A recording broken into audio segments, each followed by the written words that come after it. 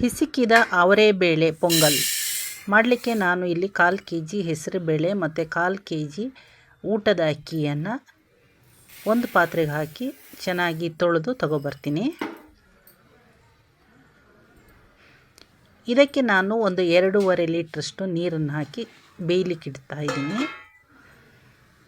ಹೆಸರುಬೇಳೆ ಮತ್ತು ಅಕ್ಕಿ ಚೆನ್ನಾಗಿ ಕುದಿ ಬರ್ತಾ ಇದೆ ನೀರಿನಲ್ಲಿ.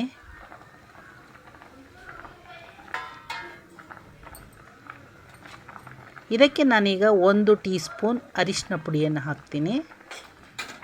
ಹೆಸರುಬೇಳೆ ಮತ್ತು ಅಕ್ಕಿ ಬೆಂದು ಈ ಥರ ಆಗಿದೆ, ರೆಡಿ ಇದೆ.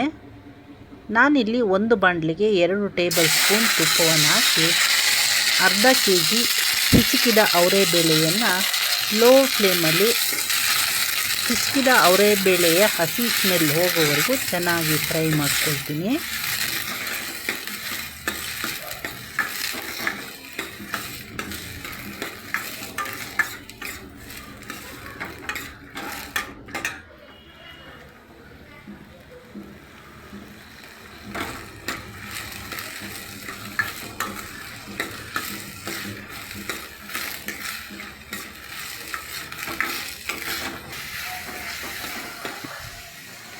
ಅವರೆಬೇಳೆ ಸ್ಮೆಲ್ಲೆಲ್ಲ ಹೋಯಿತು, ಚೆನ್ನಾಗಿ ಫ್ರೈ ಆಗಿದೆ.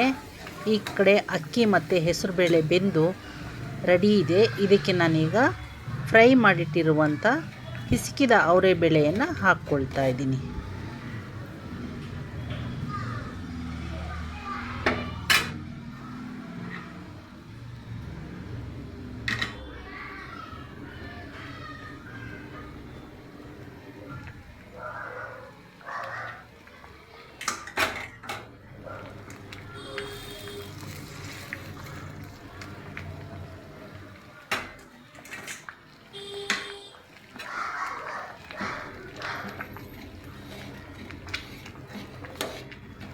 ಇದು ಹೀಗೆ ಕುದಿ ಬರ್ತಾ ಇರಲಿ, ಚೆನ್ನಾಗಿ ತಿರುಗಿಸಿ ಬಿಡ್ತೀನಿ.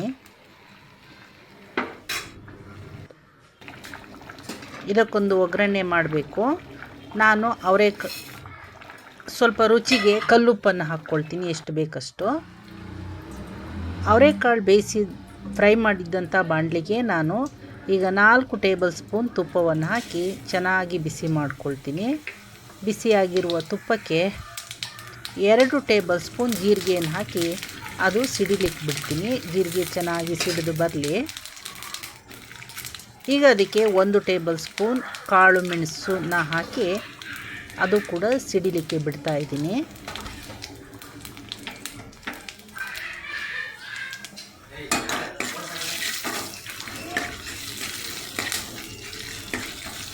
ಇದಕ್ಕೆ ಈಗ ಚಿಕ್ಕದಾಗಿ ಕಟ್ ಮಾಡಿಟ್ಟಿರುವಂಥ ಹಸಿ ಶುಂಠಿ, ಚಿಕ್ಕದಾಗಿ ಕಟ್ ಮಾಡಿಟ್ಟಿರುವಂಥ ಬೆಳ್ಳುಳ್ಳಿ ಮತ್ತು ಚಿಕ್ಕದಾಗಿ ಕಟ್ ಮಾಡಿಟ್ಟಿರುವಂಥ ಹಸಿ ಮೆಣಸಿನಕಾಯಿ, ಇವು 3 ಹಾಕ್ಕೊಳ್ತೀನಿ.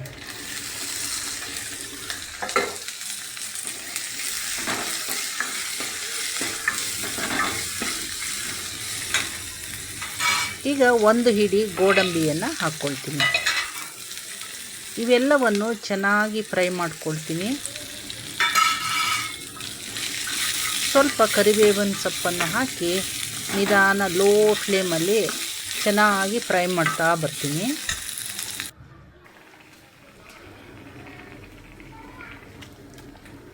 ಈ ಕಡೆ ನಾನು ಪೊಂಗಲ್ಗೆ 1 ಟೊಮಟೊವನ್ನು ಕಟ್ ಮಾಡಿ ಹಾಕ್ಕೊಳ್ತೀನಿ. ತಿರುಗಿಸಿ ಅದನ್ನು ಬೇಯಲಿಕ್ಕೆ ಹಾಗೆ ಬಿಡ್ತೀನಿ. ಈ ಕಡೆ ಒಗ್ಗರಣೆ ರೆಡಿಯಾಗಿದೆ.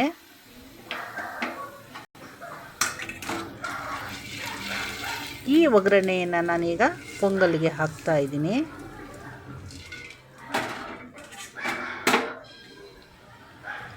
ಇದನ್ನೀಗ ಚೆನ್ನಾಗಿ ಮಿಕ್ಸ್ ಮಾಡ್ತೀನಿ. ಈಗ ಬಿಸಿ ಬಿಸಿಯಾಗಿರುವಂಥ ಹಿಸುಕಿದ ಅವರೆಕಾಳಿನ ಪೊಂಗಲ್ ಸರ್ವ್ ಮಾಡಲು ರೆಡಿಯಾಗಿದೆ.